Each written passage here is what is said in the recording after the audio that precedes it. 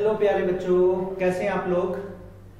तो बेटा अब ये जो वीडियो है, इस वीडियो से हम लोग वेक्टर अलजेब्रा, वेक्टर एनालिसिस की सीरीज स्टार्ट करेंगे। ठीक है, आपको 9th क्लास में इंट्रोडक्शन दिया गया होगा अबाउट वेक्टर क्वांटिटीज। आपको बताया गया होगा कि जितनी भी फिजिकल क्वांटिटीज इस यूनिवर्स में एग्जिस्ट करती हैं, सभी फिजिकल क्वांटिटीज को ब्रॉडली दो कैटेगरी में कैटेगराइज, बेसिकली वैसे देखा जाए तो तीन कैटेगरी में कैटेगराइज कर सकते हैं: scalar quantities, vector quantities and tensor quantities. हालांकि टेंसर क्वांटिटीज के बारे में आपको 9th क्लास में नहीं बताया गया, अभी मैं बता रहा हूं। आप ये मानिए कि जितनी भी क्वांटिटीज हैं इस नेचर में, उनका एक ब्रॉड क्लासिफिकेशन, ब्रॉड कैटेगराइजेशन किया जा सकता है, and they can be classified into scalar quantities, vector quantities and tensor quantities.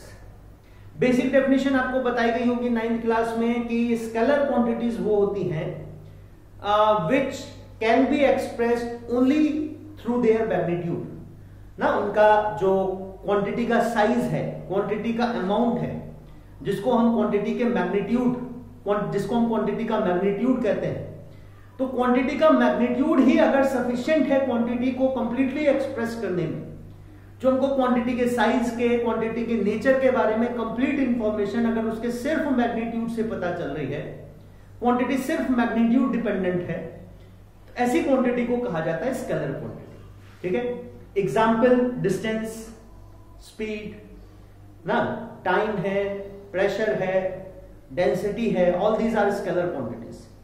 वहीं पर कुछ क्वांटिटीज ऐसी होती हैं जिनको कंप्लीटली रिप्रेजेंट करने के लिए, कंप्लीटली एक्सप्रेस करने के लिए उनके मैग्नीट्यूड के साथ साथ ये भी स्पेसिफाई करना पड़ता है कि वो क्वांटिटी किस पर्टिकुलर डायरेक्शन में एक्ट कर रही है। जब तक आप डायरेक्शन स्पेसिफाई नहीं करोगे, तब तक उस क्वांटिटी के बारे में जो इंफॉर्मेशन है वो इनकम्प्लीट है।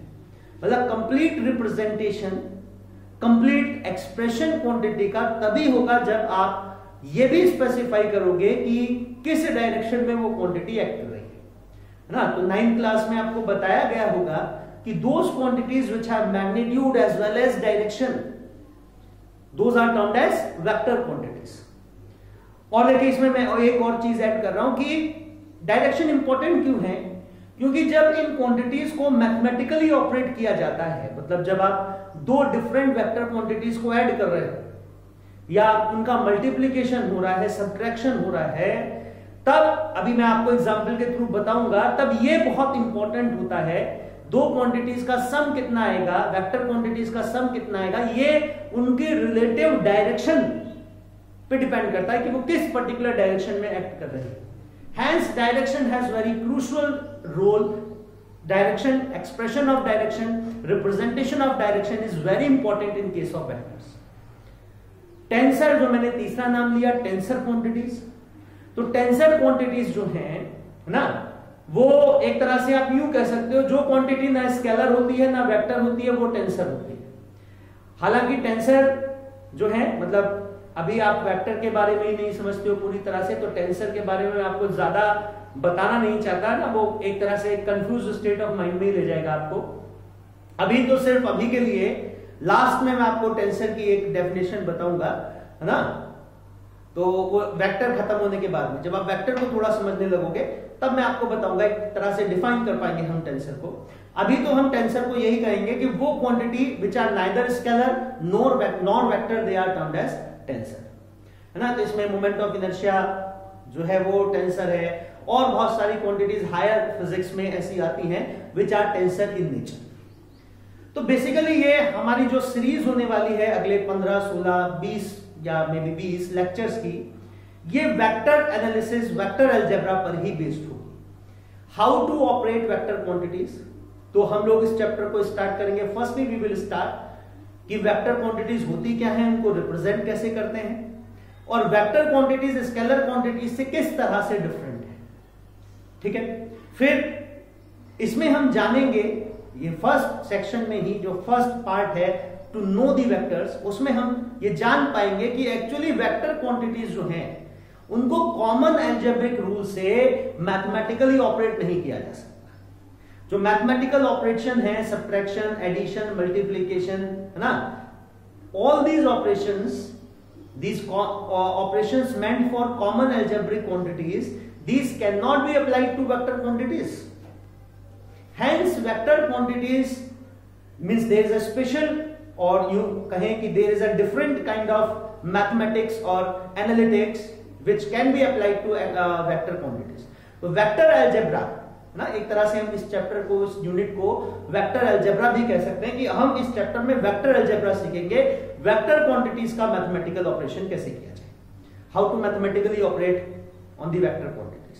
ठीक है बच्चों, तो देखिए सबसे पहले तो ये आप समझ ही चुके हैं कि all the physical quantities occurring in this nature, they can be broadly categorized as scalar quantities, vector quantities and tensor quantities। ठीक है, scalar quantities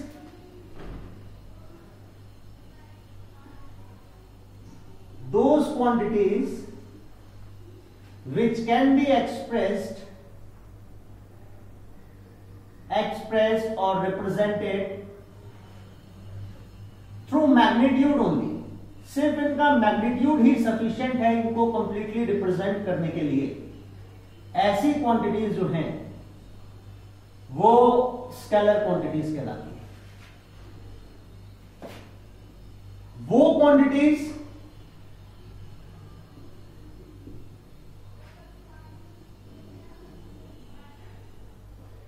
जिनको कंप्लीटली रिप्रेजेंट करने के लिए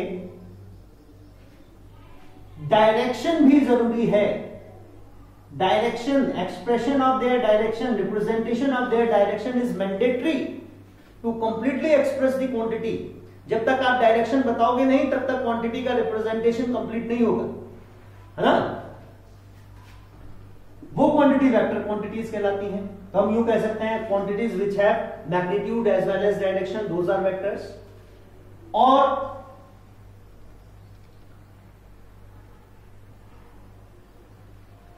यूं कहें ये क्वांटिटी जो है ये कॉमन अलजेब्रिक रूल्स फॉलो भी नहीं करती हैं, they follow vector algebra.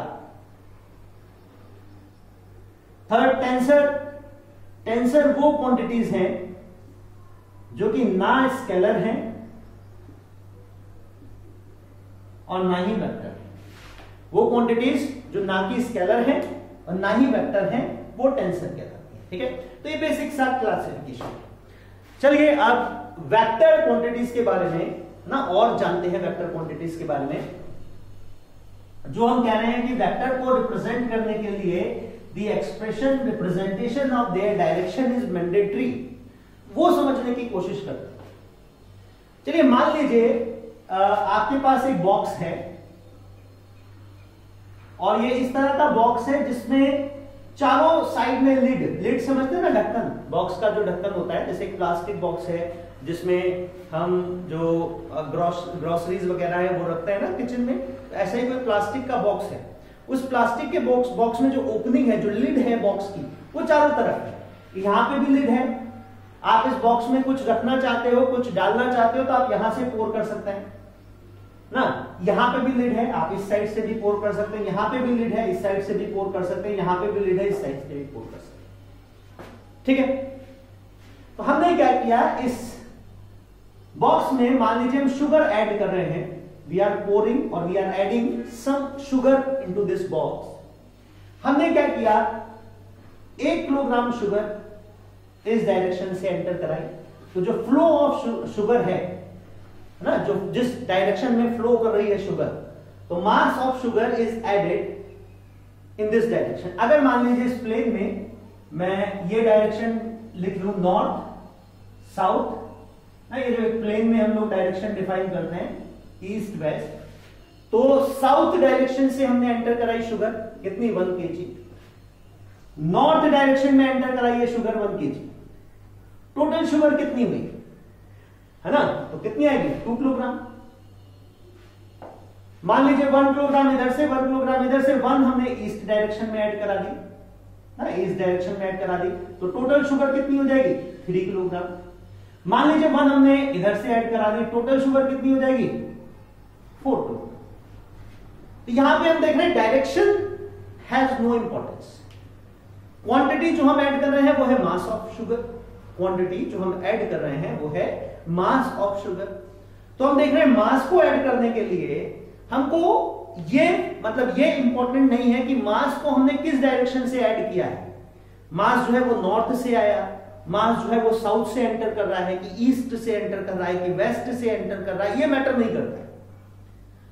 Only the thing that is important is magnitude of quantity ना, मास का मैग्नीट्यूड कितना है, अमाउंट ऑफ मास कितना है, amount of mass of sugar कितना है, वो इंपॉर्टेंट है। अब इसी में देख लीजिए आप कि मान लीजिए एक बॉक्स है हमारे पास और इस बॉक्स पे हम 2 न्यूटन की फोर्स लगाते हैं इधर ना, तो ये एक अनबैलेंस फोर्स है। आप समझते हैं 9th क्लास में आपने न्यूटन्स लॉज ऑफ मोशन पढ़े हैं। आप समझते हैं अगर इस बॉक्स पर एक अनबैलेंस फोर्स एक्ट कर रही है तो इस बॉक्स का एक एक्सेलरेशन होगा which will be equal to force divided by mass। तो अभी टोटल अनबैलेंस फोर्स जो इस बॉक्स पर एक्ट कर रही है वो है 2 न्यूटन, जो कि ईस्ट डायरेक्शन में हमने एक्ट कराई है। इसी तरह से हमने 2 न्यूटन की फोर्स एक्ट करा दी वेस्ट से, है ना, तो टोटल फोर्स कितनी हो जाएगी इस बॉक्स पर, total unbalance force, net unbalance मतलब net force acting on this box कितनी आएगी। अगर मास की तरह हम इसको ऐड करें कि डायरेक्शन का कोई रोल ना हो तो कितना आएगा 2 + 2 4 न्यूटन होना चाहिए, लेकिन ऐसा नहीं है। हम जानते हैं अगर हम equal and opposite force box पर अप्लाई करेंगे तो नेट फोर्स कितनी आएगी 0। ये 2 न्यूटन और ये 2 न्यूटन मिलकर कितना हो जाएगा 0 न्यूटन हो जाएगा बच्चों। ऐसा क्यों हुआ, फोर्स एक ऐसी क्वांटिटी है जिसको ऐड हम कर रहे हैं 2 न्यूटन 0 आ रहा है, लेकिन यहीं पर 2 न्यूटन और 2 न्यूटन सेम डायरेक्शन में ऐड करा है, मतलब 2 किलोग्राम और 2 किलोग्राम 4 किलोग्राम हो रहा था मास के केस में। अगर मान लीजिए यही 2 न्यूटन फोर्स मैंने इधर से अप्लाई की होती, अब यह सम कितना हो जाता दोनों फोर्सेस का 4 न्यूटन, अब यह सम 4 न्यूटन हो जाता। अगर मान लीजिए ये फोर्स मैंने इधर से ऐड कराई होती तो अभी तो आप नहीं समझ पाओगे, लेकिन अभी आगे चल के आपको मेरी बात पे विश्वास हो जाएगा। अभी मान लीजिए अभी आप इनका सम करोगे ना 2 न्यूटन और 2 न्यूटन, इन दोनों फोर्सेस का इनका जो सम आएगा वो आएगा 2√2 न्यूटन, ठीक है। अगर आप 2 न्यूटन की फोर्स इधर से ऐड करा दीजिए तो नेट फोर्स कितनी आएगी, ये 2 न्यूटन और ये 2 न्यूटन मिलकर हो जाएगा 0, नेट फोर्स आएगी 2 न्यूटन टुवर्ड्स साउथ। अगर आप इधर से भी 2 न्यूटन फोर्स एक्सेप्ट करा देते हैं तो अब नेट फोर्स कितनी हो जाएगी 0 न्यूटन, क्योंकि ये और ये इनका भी सम कितना हो जाएगा 0। तो यहां पर आप ये ऑब्जर्व कर सकते हैं कि जब हम 2 फोर्सेस का सम कर रहे हैं, force is also a physical quantity, जब हम फोर्सेस का सम कर रहे हैं तो सम रिजल्टेंट कितना आएगा ना, सम कितना आएगा 2 फोर्सेस का, वो इस बात पर डिपेंड कर रहा है कि फोर्स किस डायरेक्शन में एक्ट कर रही है। ऑब्जर्व कर रहे हैं ना, सिंपल कॉमन सी ऑब्जर्वेशन है, नेचर में आप खूब ऑब्जर्व करते हैं। अगर 2 लोग एक ही बॉक्स को अपोजिट डायरेक्शन में सेम फोर्स के साथ पुश करेंगे, बॉक्स स्टेशनरी रहेगा, नेट फोर्स बॉक्स पर 0 हो जाएगी। लेकिन वहीं वो दोनों लोग अगर एक साथ मिलकर एक ही डायरेक्शन में पुश करेंगे तो बॉक्स बहुत तेजी से एक्सेलरेट होगा, है ना, ऑब्जर्व किया ना। ठीक वही बात है कि फोर्स जो है वो एक ऐसी क्वांटिटी है जहां पर फोर्स को ऐड करते हुए, और इसी को मैं थोड़ा सा और एग्जैगरेट कर रहा हूं, फोर्स को सब्ट्रैक्ट करते हुए, फोर्स को मल्टीप्लाई करते हुए आपको यह ध्यान रखना पड़ेगा, आपको यह बताना पड़ेगा इनफैक्ट कि ये जो फोर्स है ये किस डायरेक्शन में एक्ट कर रही है। अगर हम 2 फोर्स का सम करना चाहते हैं, 2 फोर्स का डिफरेंस करना चाहते हैं, 2 फोर्सेस को मल्टीप्लाई करना चाहते हैं, तो हमको ये मैग्नेटरी बताना पड़ेगा कि उनकी डायरेक्शन क्या है। क्योंकि 2 फोर्सेस का सम, इक्वल फोर्सेस का सम आप ऑब्जर्व किया आपने 0 भी हो सकता है, 2 टाइम्स भी हो सकता है ऑफ इंडिविजुअल फोर्स ना, √2 टाइम्स भी हो सकता है, और it can have different values. अगर उनके डायरेक्शन हम चेंज करते रहे तो हर डायरेक्शन के लिए जो सम है सेम फोर्सेस का वो चेंज होता रहेगा। लेकिन इस केस में ऐसा नहीं है।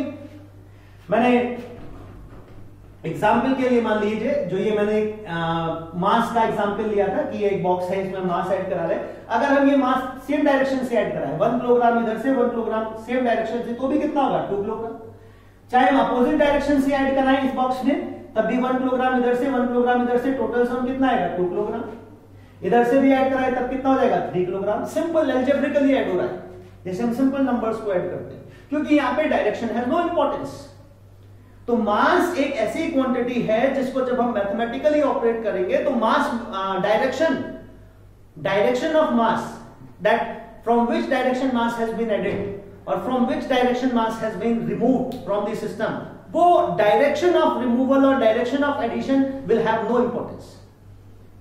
लेकिन ये फोर्स एक ऐसी क्वांटिटी है जहां पर डायरेक्शन एक मैंडेटरी कैरेक्टरिस्टिक है क्वांटिटी, आपको बतानी पड़ेगी कि इस क्वांटिटी की डायरेक्शन क्या है। इसी तरह से देखिए एक और कॉमन सा एग्जांपल आपने ऑब्जर्व किया होगा डिस्टेंस डिस्प्लेसमेंट का।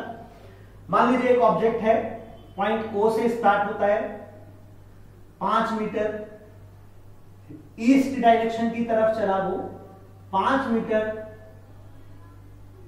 नॉर्थ डायरेक्शन की तरफ चला। टोटल डिस्टेंस, अगर डिस्टेंस देखें तो डिस्टेंस एक ऐसी क्वांटिटी है जो डायरेक्शन से इंडिपेंडेंट है, it have no relation to direction, कि किस डायरेक्शन में ऑब्जेक्ट चल रहा है, डायरेक्शन ऑफ मोशन क्या है, it will have no importance.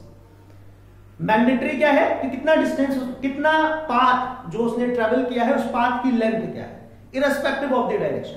तो हम इररिस्पेक्टिव ऑफ द डायरेक्शन अगर पाथ की लेंथ मेजर करें तो हम देखें 5 मीटर ये और 5 मीटर ये, टोटल लेंथ पाथ की कितनी होगी 10 मीटर, ठीक है।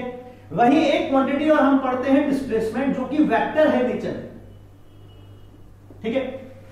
अब अगर हम यहां O से A तक एक डिस्प्लेसमेंट ले लें और A से B तक एक डिस्प्लेसमेंट ले लें, पहले तो हमने O to A, A to B इनको डिस्टेंस कंसीडर करते हुए ऐड किया, तो हम डायरेक्शन का कोई इंपॉर्टेंस नहीं था, हमने सिंपल 5 + 5 बता दिया, total distance travelled is 10 metre. लेकिन अगर हम डिस्प्लेसमेंट देखें कि first the object travel in the direction east from O to A, distance traveled is 5 meter, and then it changes its direction, now it moves towards north, the displacement is 5 meter। इन दोनों displacement का sum कितना आएगा, displacement का sum, displacement is a vector quantity, तो अब हम इसको डिस्प्लेसमेंट कंसीडर करें, वेक्टर क्वांटिटी की तरह हम इसको ऐड करें। तो डिस्प्लेसमेंट को डिफाइन किया जाता है distance between the minimum distance between the initial and final position, या यूं कहें distance travelled by the object in the direction from initial to final position. यहां पर डायरेक्शन मैंडेटरी है, इनिशियल से फाइनल पोजीशन, तो इनिशियल पोजीशन ये है, फाइनल पोजीशन ये है, डायरेक्शन कौन सी हो गई इनिशियल से फाइनल पोजीशन की, ये स्ट्रेट लाइन। तो इस स्ट्रेट लाइन के अलावा कितना डिस्टेंस ट्रेवल किया है वो डिस्प्लेसमेंट कहलाता है। तो देखिए इन दोनों डिस्प्लेसमेंट का सम कितना आएगा, इतना आएगा, कितना आएगा, ये 5√2 मीटर। ये 90 डिग्री एंगल है तो आप समझते हैं हाइपोटेन्यूज 5√2 मीटर है, ठीक है। वहीं अगर ये डिस्प्लेसमेंट हमारे O to A और A to B एक ही डायरेक्शन में होते, O to A, A to B एक ही डायरेक्शन में होते, तो डिस्टेंस कितना आता, डिस्टेंस कितना आता 10 मीटर, डिस्टेंस में भी 10 मीटर, डिस्प्लेसमेंट, अब डिस्प्लेसमेंट भी 10 मीटर आएगा, वो इनिशियल से फाइनल पोजीशन तक का डिस्टेंस वो इतना ही आएगा, 5 + 5 10 मीटर। वहीं अगर मान लीजिए O to A उसने चला होता ईस्ट डायरेक्शन में और A to B उसने चला होता वापस वेस्ट डायरेक्शन में, तो डिस्टेंस के लिए तो हम क्योंकि डायरेक्शन देख ही नहीं रहे तो डिस्टेंस तो भी 5 + 5 10 मीटर है। लेकिन अब डिस्प्लेसमेंट इस केस में कितना हो जाएगा, displacement will be 0 because object will return to its initial position, initial and final position will coincide and hence displacement will be 0। तो आप समझ ही रहे, डिस्टेंस जो कि स्केलर क्वांटिटी है, वहां पर उसको मैथमेटिकली ऑपरेट करते हुए, ऐड करते हुए या सब्ट्रैक्ट करते हुए हमको बच्चों डायरेक्शन की जरूरत नहीं है, because it is direction independent quantity. लेकिन वहीं पर डिस्प्लेसमेंट जो कि वेक्टर क्वांटिटी है, उसको जब हम ऐड कर रहे हैं तो हमको यह स्पेसिफाई करना जरूरी है कि दोनों डिस्प्लेसमेंट की डायरेक्शन क्या है, क्योंकि उनका सम कितना आएगा वो इस उनकी रिलेटिव डायरेक्शन पे डिपेंड करेगा। तो ये बेसिक डिफरेंस है स्केलर क्वांटिटीज में और वेक्टर क्वांटिटीज में, और इसीलिए हम कहते हैं कि vector quantities are those quantities which have magnitude as well as direction, because direction, it is necessary to specify the direction of vector quantity, because until and unless you will specify the direction, you will not be able to mathematically operate on that quantity. आप सम addition, है ना, मतलब सम addition तो एक ही हो गया, difference multiplication आप उस क्वांटिटी का तब तक नहीं कर सकते वेक्टर क्वांटिटीज का जब तक आपको उनकी डायरेक्शन जो है वो पता नहीं हो, ठीक है। और क्योंकि इनका जो मैथमेटिकल ऑपरेशन है वो डायरेक्शन डिपेंडेंट होता है, इसलिए इनको हम कॉमन अलजेब्रिक रूल सेट नहीं कर सकते। They needed some special type of mathematical techniques, कुछ स्पेशल मैथमेटिकल टेक्निक्स हमको रिक्वायर्ड होगी to mathematically operate on vector quantities, जहां पर उनकी ये डायरेक्शन डिपेंडेंस को हम इंक्लूड कर सकें सम में, डिफरेंस में और मल्टीप्लीकेशन, ठीक है। तो वो हम सीखेंगे that how to mathematically operate on vector quantities, vector algebra, यही हमको बेसिकली इस पूरे चैप्टर में पढ़ना है, ठीक है बच्चों। तो ये बात आपको समझ में आया कि स्केलर क्वांटिटीज और वेक्टर क्वांटिटीज में क्या बेसिक डिफरेंस है, क्यों हम कहते हैं कि vector quantities have direction along with their magnitude ना, डायरेक्शन का क्या रोल है, डायरेक्शन की क्या इंपॉर्टेंस है वेक्टर क्वांटिटीज के लिए।